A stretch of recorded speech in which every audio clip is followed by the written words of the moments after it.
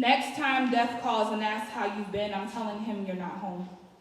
I'll tell him he hasn't sown anything that makes him worthy to reap the benefits of your heartbeat. I'll probably answer in some bad accent of a language I don't even speak. I'll tell him that you moved on. I'll hint at him so he knows you're staying here for a while, and to call me selfish, but I'm not ready to part with your smile. I'll remind him of how he lost his sting.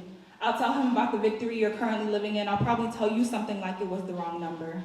I'll remind you that you're stronger. I'll say since God's ways are higher than our own, then darling, you're wrong, you belong here. That the battle's not yours, it's the Lord, so it's not your call to opt for surrender when today leaves us and runs off to be with every other yesterday. There will be nothing anyone could say to keep my heart at bay if we couldn't meet tomorrow together. If your presence was no longer present and I had to start using past tense verbs like he was, or she would always, or we used to, or I would've, should've, could've, or you lived.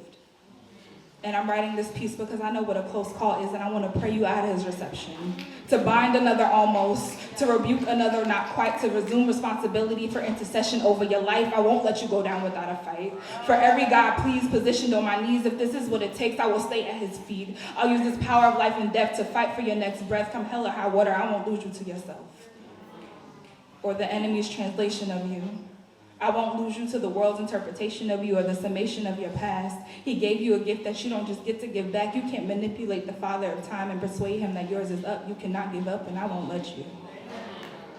That's why when we hug, I exhale like it's the last thing I was good at.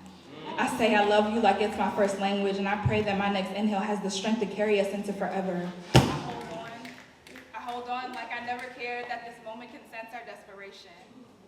Can y'all hear me? Yeah.